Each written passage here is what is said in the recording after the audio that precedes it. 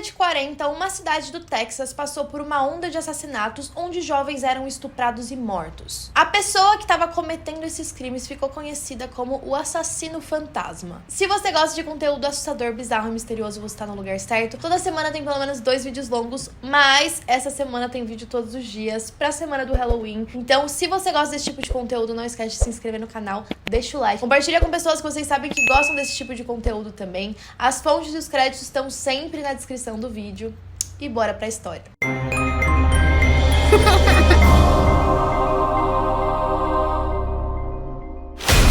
Na fronteira entre o Texas e o Arkansas, nos Estados Unidos, existe uma cidade chamada Texarkana. Bem criativo o nome, juntando o nome dos dois estados. Era uma cidade bem pequena, mas naquela época a população estava acostumada com crime. Lá sempre tinha algum caso de roubo, algum caso de assassinato, não era nada muito fora do comum. No dia 22 de fevereiro de 1946, um homem chamado Jimmy Hollis, de 25 anos, e uma mulher chamada Mary Jean Lowry, de 19, tinham acabado de sair do cinema. Eles foram assistir Drácula com um outro casal. Depois do filme, eles foram voltar para casa, o Jimmy estava dirigindo e eles acabaram decidindo parar em uma rua da cidade que era conhecida como a Rua dos Amantes. Era em um bairro residencial, mas era uma rua mais escura, mais afastada, que basicamente as pessoas paravam o carro pra, vocês sabem. E aí eles pararam lá, estavam juntos, quando de repente um homem se aproximou do lado do motorista. Ele estava usando o que parecia ser tipo um lençol na cabeça, mas com furos nos olhos e no nariz. Ele apontou uma lanterna e uma pistola pro Jimmy. E ele disse: "Eu não quero te matar, então faça o que eu disser." Ele pediu pro casal sair do carro. Esse cara que tava ameaçando os dois fez com que o Jimmy abaixasse as calças. Ele não queria, mas a Mary Jean falou pra simplesmente fazer o que ele queria. E ele foi golpeado 2 vezes na cabeça. O barulho foi tão forte que a Mary Jean achou que o cara tinha atirado no Jimmy, mas na verdade a pancada tinha quebrado o crânio dele. O Jimmy caiu no chão na mesma hora. O assaltante tentou abusar sexualmente da Mary Jean, mas ela conseguiu escapar. Ela tentou conversar com ele, falando que ela não tinha dinheiro, que ela só queria ir embora, que ela só queria ir pra casa. Ele chegou a atacar ela e ela caiu no chão. Só que quando ela levantou, ele disse pra ela correr. Ela conseguiu correr por alguns quarteirões, mas ela tava de salto, então ele conseguiu alcançar ela bem rápido. Dessa vez, ele bateu nela de novo e ele conseguiu abusar sexualmente dela. Só que nesse mesmo momento, o Jimmy acordou, ele só tava inconsciente e tinha um outro carro passando. Ele conseguiu fazer um sinal pra esse outro carro e quando o assaltante viu o outro carro chegando, ele saiu correndo e foi embora. Os dois foram levados pro hospital, receberam um tratamento médico e sobreviveram, mas o Jimmy teve vários danos, ele ficou cerca de 3 meses em recuperação. Como eu disse pra vocês, como aquele local era perigoso, a comunidade em geral não ligou muito pra esse crime. Afinal, várias coisas assim já aconteciam normalmente. Só que 1 mês depois, outro ataque aconteceu. Dessa vez, o ataque foi fatal. As autoridades encontraram os corpos de Richard Griffin, de 29 anos, e Polly Moore, de 17 anos. Os dois também estavam dentro do carro, naquela mesma região, e eu não sei vocês, mas eu só consegui reparar na diferença de idade entre os dois. E eles foram encontrados com tiros na parte de trás da cabeça. O Richard estava ajoelhado entre os 2 bancos da frente, com a cabeça nas mãos. Os bolsos dele estavam para fora, então a polícia já imaginou que ele tinha sido roubado, ou que pelo menos a pessoa que fez aquilo tentou ver se tinha algo de valor nos bolsos dele. Já a Polly estava deitada de cabeça para baixo no banco de trás, mas tinham algumas evidências que indicavam que ela tinha sido morta fora do carro e depois colocada lá dentro, porque tinha um cobertor ensanguentado do lado de fora. Os dois tinham ido jantar na casa da irmã do Richard na noite anterior e foram vistos pela última vez por volta das 10 horas da noite. Não tinha muita evidência do que tinha acontecido, mais de 50 pessoas foram questionadas e a polícia recebeu mais de 100 dicas anônimas do que poderia ter acontecido, mas nada levou à solução do crime. E a comunidade, apesar de ter levado mais a sério esse crime, eles não estavam achando que o crime era relacionado com aqueles outros eventos do mês anterior. E aí, 3 semanas depois, foram encontrados os corpos de Betty Booker, de 15 anos, e Paul Martin, de 16. Os dois tinham ido em um show de uma escola na noite anterior e a Betty tocava na banda, ela tocava saxofone. Eles saíram do local por volta da 1 hora da manhã. Só que dessa vez, os corpos de cada cada um deles foram encontrados em locais separados. O Paul tinha levado 4 tiros e foi encontrado em uma área rural. Já a Beth tinha sido abusada sexualmente, levou 2 tiros, foi encontrada tipo numa florestinha, num bosque que tinha ali perto de um parque. A distância entre o corpo do Paul pro corpo da Beth era de cerca de 2 quilômetros. E aí, por que as pessoas começaram a relacionar um crime com o outro? Porque a arma usada no primeiro crime fatal foi a mesma da usada nesse. Foi aí que os jornais começaram a nomear esse assassino como assassino fantasma.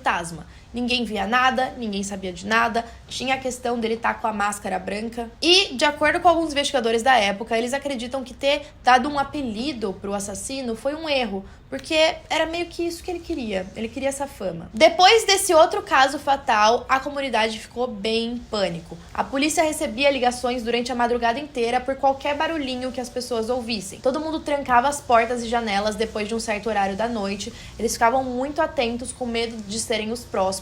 Ninguém mais saía de carro e muito menos parava naquela Rua dos Amantes. Teve até um hotel da cidade que hospedou várias pessoas, principalmente famílias de mulheres com os filhos. Enquanto os maridos ficavam na casa, elas se hospedavam nesse hotel, porque provavelmente sentiam que aquele lugar era tipo um refúgio. E aí, no dia 3 de maio, um fazendeiro de 37 anos chamado Virgil Stark estava ouvindo rádio sentado na sala dele, quando de repente um tiro atravessou a janela da sala e foi direto para a cabeça dele. A esposa dele, que estava no quarto, ouviu o barulho e foi correndo ver o que tinha acontecido.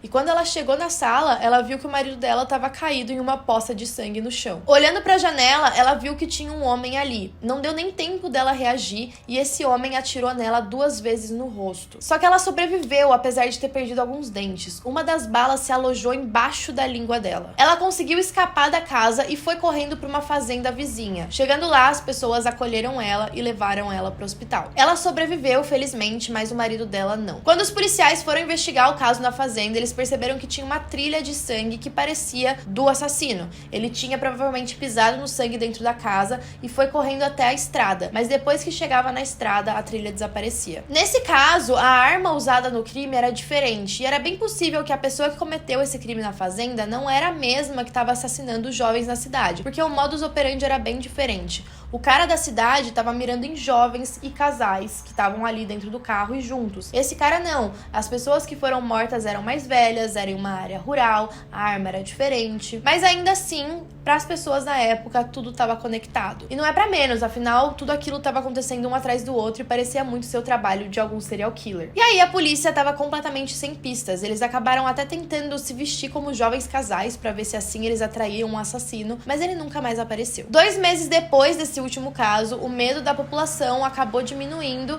e os crimes também pararam. E aí vocês devem estar perguntando, tá bom, era só isso? Mas quais as teorias? Quem poderia ter feito isso? O primeiro suspeito era um cara chamado H.B. Doodle Tennyson. Ele era um estudante de uma universidade e ele acabou confessando os assassinatos em uma carta depois dele tirar a própria vida. Ele escreveu: "Por que eu tirei minha própria vida? Bom, quando você cometeu 2 assassinatos duplos, você também tiraria. Sim, eu matei Betty Booker e Paul Martin no parque da cidade naquela noite e matei Sr. Stark e tentei matar a Sra. Stark." Ou seja, basicamente, ele confessou o segundo assassinato fatal e o terceiro dos fazendeiros. E de acordo com um primo dele, esse cara tinha conexão com todas as vítimas. Por exemplo, ele trabalhava no cinema onde um dos casais tinha ido assistir um filme e ele também teve na mesma banda de escola da Beth. Além de outras conexões assim, tipo, o sobrinho dele conhecia tal pessoa. Então, ele conhecia aquelas pessoas todas que tinham morrido, o que parecia plausível para ele ter cometido os crimes, principalmente por ele ter confessado antes de tirar a própria vida, mas também pode ser que ele estava querendo fama em cima daqueles casos. E a segunda, e no caso a última teoria, é um segundo suspeito,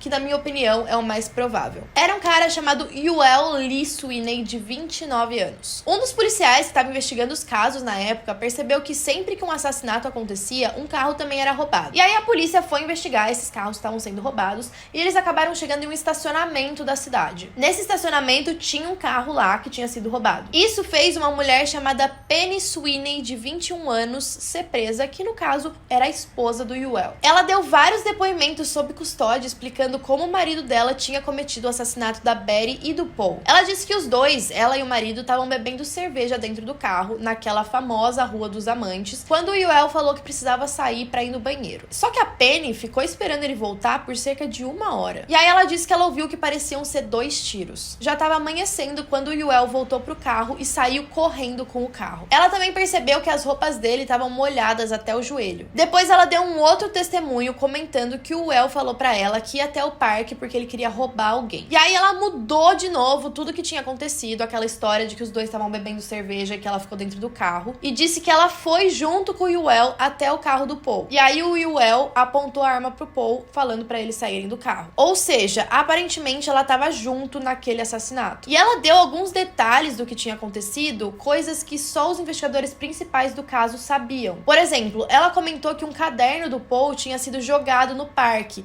e só os investigadores tinham encontrado dias depois esse caderno ali em um dos arbustos. Ou pode ser que a Penny só tenha ido pra cena do crime depois que aconteceu, encontrou o caderno e usou aquilo pra contar como se fosse pra incriminar o marido. Não acho que os dois tinham um bom relacionamento. O Yuel acabou sendo preso quando ele estava tentando vender um carro roubado. A Peg não podia ser forçada a testemunhar contra o Yuel porque os dois se casaram só algumas horas antes dele ser preso.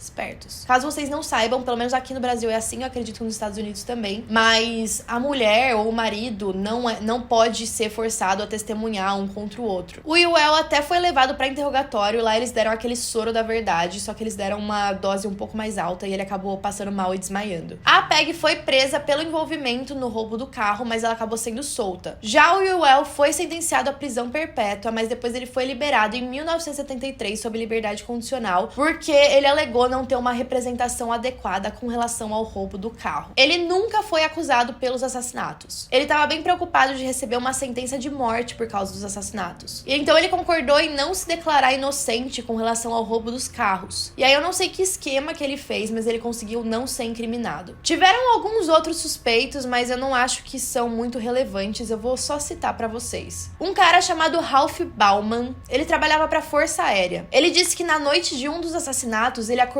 bem agitado e que o rifle dele tinha desaparecido. Ele também disse ter ouvido sobre um suspeito que parecia muito com ele. E parecia que esse suspeito estava correndo do assassinato. Então ele foi até a polícia e falou que ele suspeitava dele mesmo. A polícia chegou a prender ele, mas eles chegaram à conclusão de que a história dele não fazia sentido. Ele também tinha sido liberado da Força Aérea por causa de problemas de saúde mental. E ele já tinha confessado ter matado 3 pessoas naquela cidade. Ele disse que tinha matado essas 3 pessoas em um período de 3 dias, o que não fazia nem sentido com a linha do tempo desses assassinatos. Teve um taxista também que foi suspeito porque o táxi dele foi visto perto de uma das cenas do crime, mas ele logo foi liberado. Também tinha um cara chamado Sammy, que era um residente muito antigo da cidade. A polícia estava bem relutante de nomear ele como suspeito. Marcas do pneu do veículo dele foram encontrados perto de uma das cenas do crime. Ele também não passou em um teste de polígrafo e aí a polícia decidiu hipnotizar ele. A pessoa que hipnotizou declarou que ele não tinha tendências pro crime e que na verdade ele só estava visitando naquela noite uma mulher casada. E foi por isso que ele acabou falhando no teste de polígrafo. Enfim, as teorias mais plausíveis são um desses 2 suspeitos. Quero muito saber o que vocês acham.